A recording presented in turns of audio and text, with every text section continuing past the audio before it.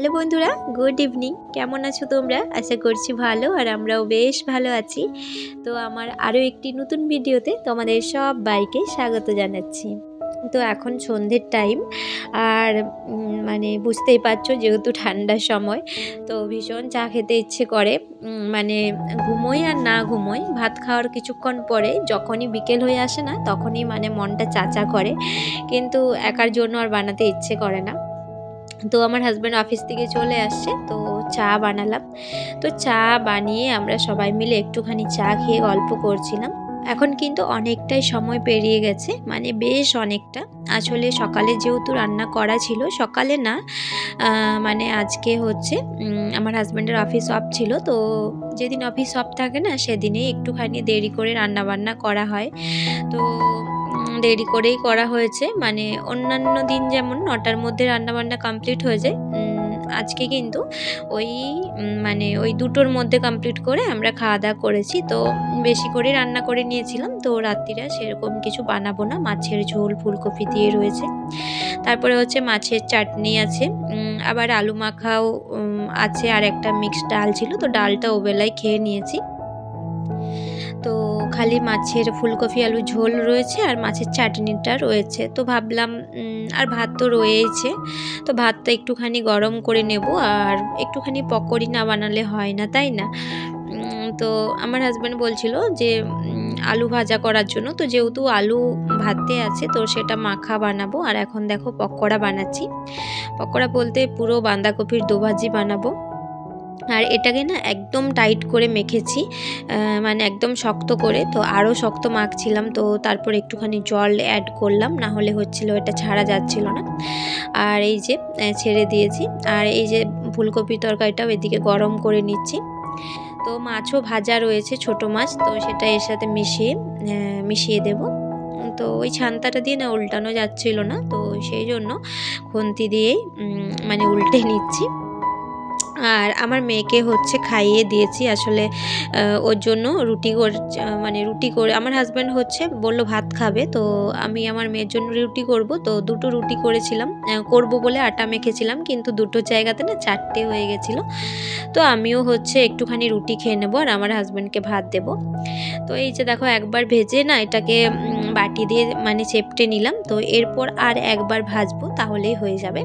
তো হ্যাঁ, আমার মেয়ে হচ্ছে খাবার খাইয়ে দিয়েছি, আর ও কিন্তু ঘুমিয়েও পড়েছে। জানো তো বন্ধুরা, এখন না অনেকটাই রাত, মানে এখন ওই মানে 10টার মতো বাজে। তো ভাবলাম মানে খাওয়ার আগে আগে এই পকোড়িটা করব। তো যেহেতু এটা মানে ঠান্ডা ভালো লাগে না, তো সেই জন্য। আর এটা খেতেও না ভীষণ মজা হয়েছিল। আর এর মধ্যে কিন্তু পেঁয়াজ দেওয়া ছিল না, শুধুই বাঁধাকপি ছিল আর ওই জোয়ান, যা যা দিলাম তোমাদেরকে দেখিয়েছি। তো এরপর একটা একটা করে বড়াগুলো ভেজে নেব। আর আজকে না মানে কাজবাজ করার ইচ্ছে হচ্ছিল না। দেখবে এক এক দিন এরকম হয় ঠান্ডার সময়। তো সেই জন্য হচ্ছে ঘরের কাজবাজ পড়েই রয়েছে, খালি বেডরুমের বিছানাটা ঝেড়ে পেতেছি। তো ঘরটাও এখনও ঝাড়ু দেওয়া হয়নি। তো এদিকের কাজটা এগিয়ে নিয়ে হচ্ছে আমি যাব ঘর ঝাড়ু দিতে। তো সকালে যেহেতু আমার হাজব্যান্ড বাড়িতেই ছিল, তো সকালে চপ নিয়ে এসেছিলো, তো সেই চপ চা দিয়ে খাওয়া হয়েছে সন্ধেবেলা। তো ওর আবারও খেতে ইচ্ছে করছিল। আর এদিকটা তো আমার হয়ে এসেছে, বড়াগুলো ভেজে নিলেই হয়ে যাবে। আর এই যে দেখো, এর মধ্যে কিন্তু চালের গুঁড়ো টুড়ো কিচ্ছু দিইনি, কিন্তু ভীষণ মানে একটা মচমচে ভাব এসেছিলো। তো ওই ঘরটা পরিষ্কার করা হয়ে গিয়েছে আগেই। আর যেহেতু আমার মেয়েও ঘুমিয়ে পড়েছে, তো সেই জন্য আর ওই ঘরটাতে গেলাম না। এই ঘরটা একটুখানি গুছিয়ে নেব। আসলে কালকে আবার আমার মেয়ে স্কুল আছে, তো সকালের দিকে হবে না। আর এখন স্কুলের টাইমটা হচ্ছে একটু এগিয়েছে, মানে আগে যেমন 6টাতে যাচ্ছিল, কালকে যাবে হচ্ছে 9টাতে। তো তবুও ঘুম থেকে উঠে এই ঘরটাতেই বসে চা খায়, তারপর ওকে মানে ড্রেস সব এখানেই পরাই, খাবারও খাওয়াই এখানে। তো সকালের দিকে যেহেতু ওই ঘরটাতে মশারি টশারি টাঙানো থাকে, তো সেই জন্য এই ঘরটাই মানে সব কাজগুলোই করা হয়। তো এই জন্য এই ঘরটা মানে ছেড়ে রাখলে হবে না, বেডটা পরিষ্কার করে নিতে হবে। তো সেই জন্য করে নিলাম। আর আমার হাজব্যান্ড কিচেনে রয়েছে একটুখানি, ও ওই তরকারিগুলোকে আমি চাপিয়ে দিয়ে এসেছি, তো বললাম তুমি একটুখানি দাঁড়াও, ও চা খাচ্ছিল। তো হয়ে গেলে অফ করে দেবে। তো আমি আর মানে ভাত খাবো না, আমি রুটি খাবো। আমার না ঠান্ডার দিনে একদমই ভাত খেতে ইচ্ছে করে না। তো মানে রাত্রিরে, দুপুরেরটা আলাদা, কিন্তু সকালের দিকে হয়তো ভাত খেয়ে নিলাম, দুপুরে খেলাম, কিন্তু দুপুরে তো খেতেই হবে। দুপুরে একদিন ভাত না খেলে আমার মানে মনে হয় যে আমি কতদিন ভাত খাইনি। কিন্তু রাত্রিরে না আমি ভাতটা ঠিক খেতে পারি না, আমার জন্য রুটি মানে লাগবেই। তো ওই তো আমার মেয়ের জন্য বানিয়েছিলাম, তো আমারও দুটো হয়ে গিয়েছে। তো রুটি না হলেও কিন্তু আমি অন্য কিছু খেয়ে নিই, আমি একটু ছিলকা হলেও বানিয়ে নিই, আমি ভাতটা খেতে পারি না। আর এই যে কতগুলো কাপড় কাচা হয়েছিল, তো সেগুলো আগেই কতগুলো ভাঁজ করে রেখেছি। আর ছাদ থেকে আনার সময় না আমি কাপড়গুলো প্রায় ভাঁজ করে আনারই চেষ্টা করি, ওখানে বসে বসে ভাঁজ করিনি, কিন্তু তবুও যখন নিয়ে আসি তো আনতে আনতেও কিছু জামা কাপড় খুলে যায়। আর এই যে সোয়েটারগুলো মানে ধুয়েছি, তো সবগুলো ধোয়া হয়নি, কয়েকটা ধুয়েছি, আর এখনও অনেকগুলো সোয়েটার আছে, তো সব সোয়েটারগুলো কিন্তু একবারেই ঘোরাবো।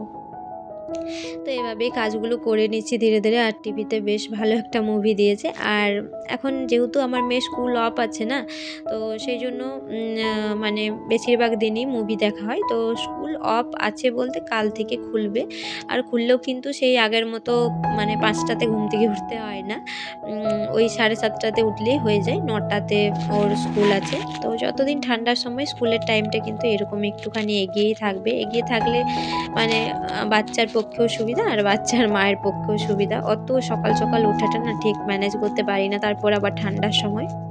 তো আমার হাজব্যান্ডের অফিসের ব্যাপারটা না, অফিস থাকলে হচ্ছে অত সকালে আমি উঠি না, ও বলে আমি বাইরে থেকে নাস্তা করে নেবো, তোমরা বেলার দিকে উঠে কিছু বানিয়ে নিও।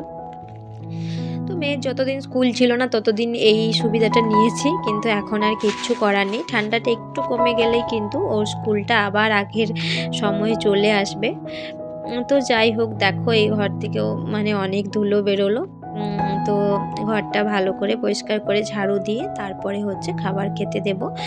আর কিচেনের কাজ সেরকম কিছু নেই, সেগুলো সবেই করে নিলাম। তো এখন হচ্ছে আমার এদিকের কাজগুলো কমপ্লিট। তো এই যে দেখো ঘরটা পরিষ্কার করে নিয়েছি। তো ঘর পরিষ্কার থাকলে কিন্তু মনে একটা আলাদা শান্তি পাওয়া যায়, তাই না? আর ঘর পরিষ্কার করা না থাকলে কিন্তু দেখবে টিভি দেখতেও ইচ্ছে করে না, ফোন দেখতেও ইচ্ছে করে না, বসে কোনো কাজ করতেও ইচ্ছে করে না। তো এই যে আমার হাজব্যান্ড খাবারগুলো নিয়ে চলে এসেছে, আর এই যে আছে দেখো পকোড়া, আর এই যে মাছ দিয়ে করলাম মানে ফুলকপি আলু ঝোলটা, মাছটা ভেজে ফুলকপি মিশিয়েছি, আর এখানে আলু মাখা আর মাছের চাটনি। তো এটা কিন্তু আমার হাজব্যান্ডের জন্য রেডি করেছি বন্ধুরা, আমি একটুখানি রুটি খেয়ে নেবো এই সবজিটা দিয়ে। আর বড়াগুলোও না একদম মচমচে হয়েছিল, ভীষণ সুন্দর লাগছিল খেতে। এগুলো মানে খেতে যত ভালো, আমার তো মনে হয় শরীরের জন্য ঠিক ততটাই ক্ষতি। তো এক আধ দিন হয়েই থাকে, তাই না? আর এই যে বোতলটা ভরে একেবারে নিয়ে খেতে বসবো, না হলে খেতে বসলেই আমার জল তেষ্টা পেয়ে যায়। আর আমার মেয়ে তো ঘুমিয়েই পড়েছে। তো চলো বন্ধুরা, আজকের ভিডিওটি আর বেশি বড় করব না, এখানেই এন্ড করব। যদি ভালো লাগে তাহলে একটি লাইক করে চ্যানেলটি সাবস্ক্রাইব করে নিও। তাহলে আজ এখানে এন্ড করছি, দেখা হচ্ছে আগামীকাল নেক্সট ব্লগে। ততক্ষণ তোমরা ভালো থেকো, সুস্থ থেকো, টাটা।